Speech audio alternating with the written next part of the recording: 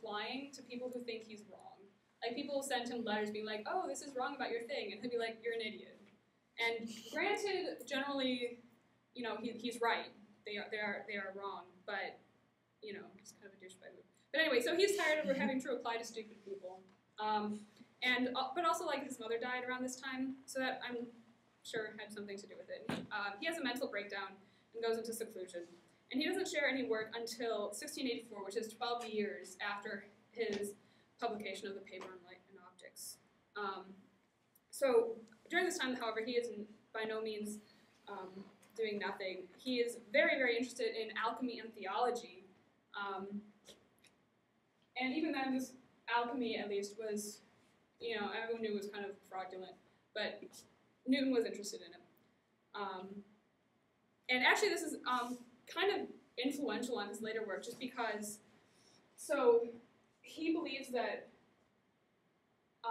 like, the ether, you know, like the universal ether that's supposed to be everywhere, he actually believed that this was forces that could act, that basically, like, he believed that these were occult forces, but these occult forces allowed action at a distance, which is something that no one at the time was willing to say. And he was, like he said, and that this was a really crucial argument in his Principia and on his theory of gravity.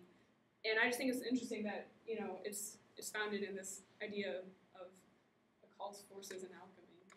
I mean, kind of worrying that, like, you know, what if he wasn't interested in alchemy? Would we have ever, you know, would we have had gravity? It's kind of a scary thought. So he's also interested in theology, specifically biblical hermeneutics and interpreting prophecies. For example, he predicted that the apocalypse would occur in 2060. So mark your calendars. Right. So, what we're interested in is he was also working on gravitation at this time. So before Newton, the closest ideas that we had about a universal theory of gravity was Kepler, who believed that the sun and the planets were magnetically connected somehow. And so, but he had a bunch of, like, if you were at Peter's talk, you heard about all this cool stuff he did. But he based all of his astronomical and physical work in experimentation and not in, you know, like, they weren't mathematically proven. He was just like, oh, this is what's going on. And so natural philosophers of Newton's day were starting to ask, okay, Kepler's laws obviously make sense. Why? And several people, Hooke included, had come up with the idea that, oh, well, you know, if there's an inverse square law of gravity, then this will work. The problem was they just didn't know why. And so that is what Newton started to think about. And basically he proved it, both using the old math and the new calculus. And that's important because in his Principia, which I will get to in a moment, he uses almost exclusively the old mathematics, which is based on geometry, rather than the new calculus. And I'm not sure whether or not he initially proved it calculus or geometry, but either way it's pretty impressive. But the reason he did that, I think, is that, you know, like, put yourself in a stodgy old natural philosopher in the late 1600s, and you're doing all this, you know, you grew up the good old-fashioned way with, you know, your compass and your protractor, and now you're going to read this paper about some guy, you know, some young yippersnapper going, oh, I came up with great new math that proves the theory of everything. Oh, I'm so amazing. You're going to be like, no, you're an idiot. So what he did is Newton, he wrote his Principia using the language of the day, which was the old one. Sorry, Principia. Yay, 1687, it gets published. So it actually began as a 9-page treatise presented to the Royal Society, and then it was just kind of got added onto until it turned into this masterwork. So let's talk about this a little bit. Oh, yay, Principia. Okay, so the Principia is divided into 3 books. The first one is on the motion of bodies, and it begins with some definitions of, you know, just stuff that he's going to use, and then it goes on to the famous laws of motion. You know, F equals ma, inertia, F equals ma, and then the reaction one, which we all know and love. And then he goes on to prove, express his mathematical theory of motion under the concept of using the concept of centripetal forces. Again, so previously, all forces had to be conveyed through contact, and this contact was conveyed through this, the ether that permeated the universe. And what Newton did was he got rid of this ether, and he was like, no, it can be action at a distance. It's cool, So basically, gravity's going to work.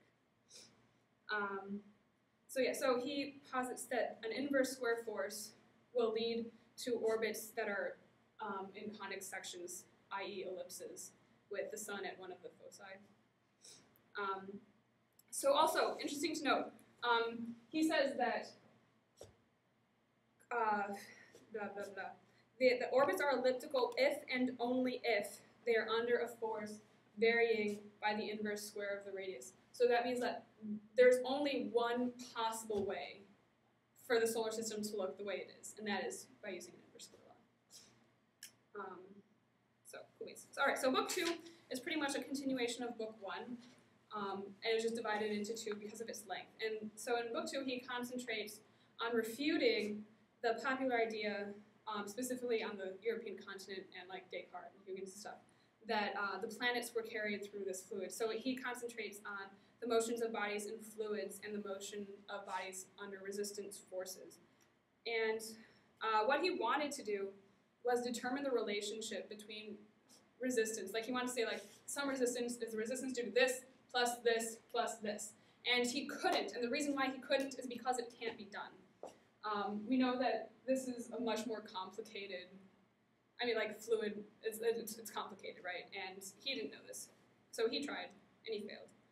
But some interesting things that came out of it is that he calculated the speed of sound in air as 305 meters per second, which is not bad considering the modern estimation is 343.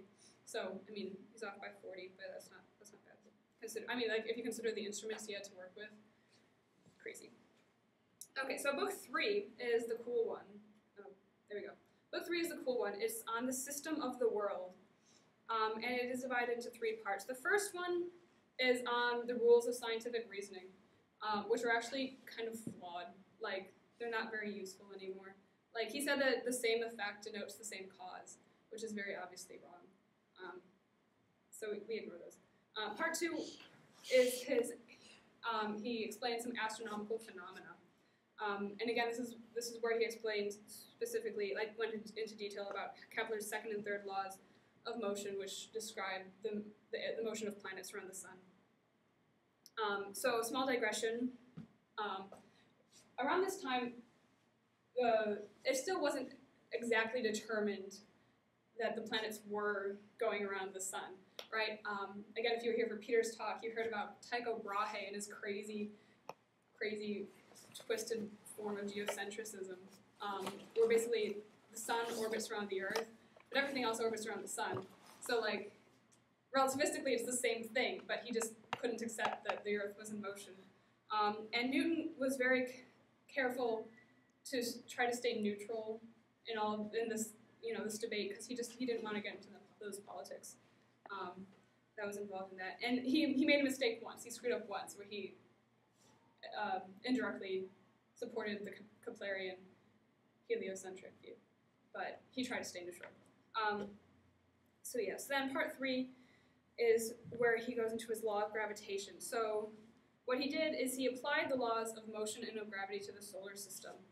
And so what's important is that he used this if-then format, which says that if these exact conditions are met, then this will be the exact result. And this is important because it gives him a pretty large margin of error, just because, these exact conditions aren't exactly met. For example, it didn't take into account the motion, the fact that the sun wasn't standing still. It didn't take into account, gravity from other objects outside the solar system. And one example of the failure of the system was that he just absolutely could not explain the orbit of the moon. He just couldn't. He tried so hard, and it didn't work out. However, he did explain that tides were an effect of lunar gravity.